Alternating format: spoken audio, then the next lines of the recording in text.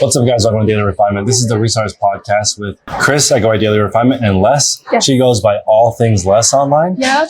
On all the platforms and on her new Whatnot stream. Yes. So today's one of the, in my opinion, I'm biased, but the best podcast I've ever done out of like 7 years of doing this, which is this concept of daily refinement that I've been going on and on about for like 5 years. Daily refinement to me kind of meant like adjusting things and improving things every day. Right. But I want to be more specific because you have to have a standard or you're just making changes and those changes are actually more variations. Mm-hmm. So if you're making daily refinements without a goal in mind, you're actually just making your business more complicated every day. And that's not what I want.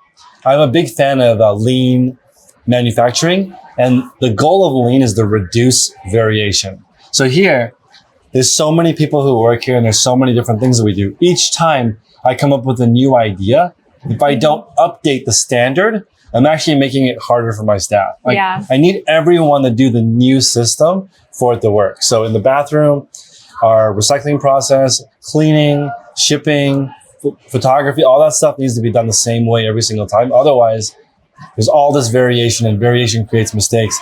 It takes a long time. So this version of daily refinement starting today moving forward is different.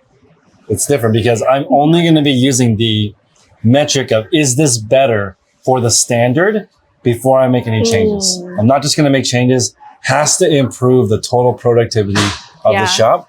I'll give you an example with Les.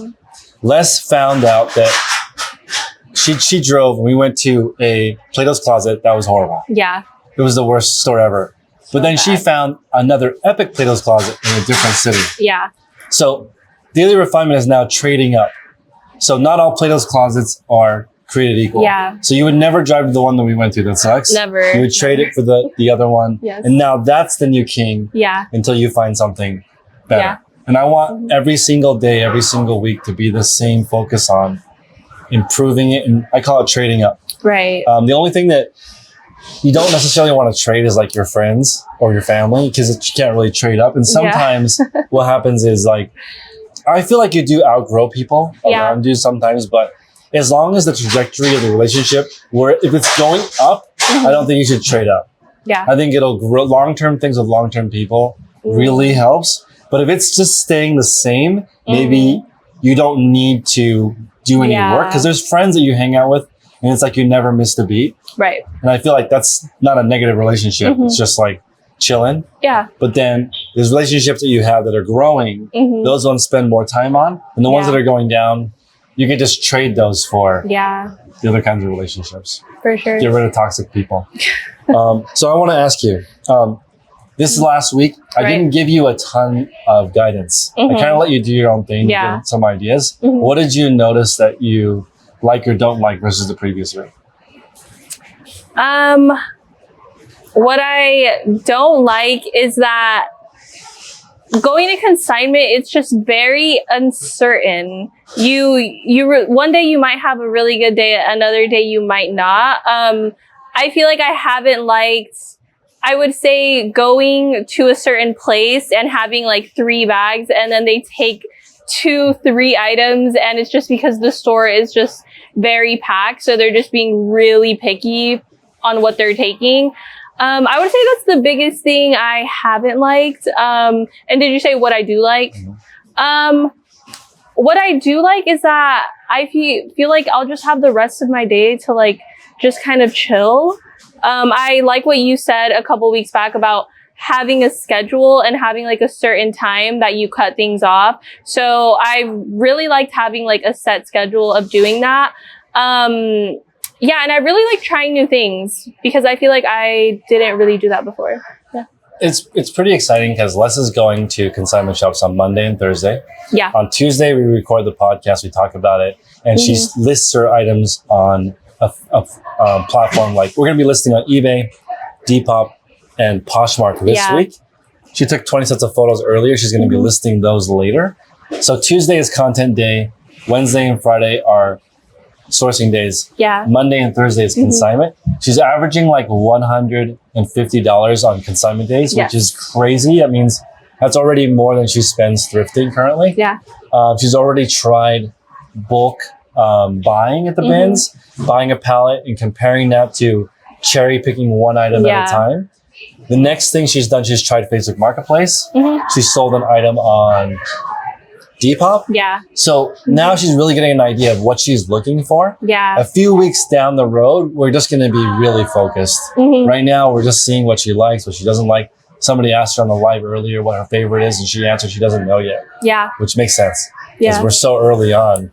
There's no traction yet. Yeah. And she even asked me on Sunday, are we switching it up this week? Yeah. And I was like, no, we're not. Because we need to do the same thing for a while to get some traction and see what we like and don't like. Yeah. A couple things did pop up though. She had mentioned a higher end consignment shop called Fillmore and Fifth. Yes. So are you taking different items at that store?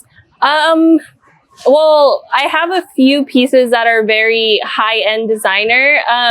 So yeah, I feel like I would be really interested to go check it out. I've never been, but it's a branch of Crossroads, which is a store that I go consign to. So I don't know, I really want to see the vibes. Yeah. So one thing I want to talk about is I heard this on a different podcast, which is that your reselling business or any business is just a giant recurring to-do list. So what I'm going to create for Les this week is a accounting spreadsheet so she can keep track of all of her numbers and the document of her processes. So she's going to be able to go in there and make her giant to-do list. Yeah, cool. And at the very, very top of the to-do list needs to be, what is it for? And for our experiment, it's $1,400 a week profit or $200 a day. So this guide that she's making is going to be getting her closer and closer to a recurring form of $200 a day profit or about 280 days, Monday through Friday. Yeah. I'm not a fan of building a business that you have to work 7 days a week. That might be what it takes in the beginning, but I don't recommend that being your thing. I'm going to try to get Les to go to the Alameda Flea Market ASAP so she can see if selling in person might be her jam. Maybe that's the hidden secret where it's like she sources all month. Yeah. She hits that first Sunday of the month, flea market. She makes $5,000. That's like just her rent, her car, her savings, everything. And then the rest of the month she has to put money into her savings. Maybe we could even do like, because it just happened. So maybe it would be enough time for the next one. Yeah, I think so. I think it might be enough time. Maybe I'll set up a booth at the antique flea market. I want to see what it's like.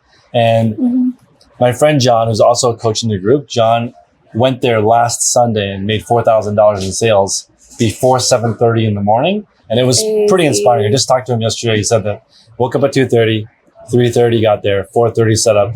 By 7:30, he was mostly sold out. Wow. Very short day. And then he was able to just hang out, check out other booths. Yeah. Most of his stuff was sold out. Wow. Okay. So there's just two more topics that I want to cover in today's podcast. And one is that the biggest complaint that I see on Whatnot or eBay or Poshmark is that there's not enough customers. And I never think that's really their problem. I don't think eBay cares about you. They're really just marketing keywords. So if you have a Rolex watch, they might buy the keyword Rolex on Google. Yeah. Somebody searches for a Rolex, they see your listing.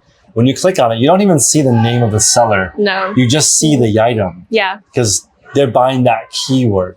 So I feel like you have to go find your own customers, and less understanding all the different local consignment shops really helps her. Also, she knows the Depop customer because she is the normal Depop customer. Yeah, for sure. But also it's interesting that she buys and sells on, she buys on Poshmark and eBay, but only sells on Depop. Yeah. So it's interesting. Demographic might be there for her to buy and sell. Maybe she ends up only buying on Poshmark and eBay and only selling on Depop in the future. We don't know. But I will say that the main purpose of Daily Refinement now is to reduce variation. Yeah. I want to reduce the differences. And so we're going to start with everything and narrow down. And I think that I think you'll have two options. You can either consign full time and make your $1,400. That's a little weird though. It's just 5 days of driving. Yeah. Or really is. maybe even an online only model. Actually, you know what? Never mind. There's not three. It's 3 models. It's either all online, all in person, or a mix of both, which I'm kind of leaning towards because it's nice making money when you're asleep. Yeah. When you have an online store and you wake up, you'll have a sale. Yeah, or that's two. very true. Somebody asked earlier how long it's going to take you to get sales. I'm predicting 3 to 5 months before you have an online sale every day. Yeah. But we're not there yet. It takes time. You got to be patient. Yeah. I highly recommend you figure out what Les did, which is like she found a side hustle of flipping stuff to consignment shops while she's building a hustle of listing stuff online. Yeah. So 2 tens of income really does help, guys.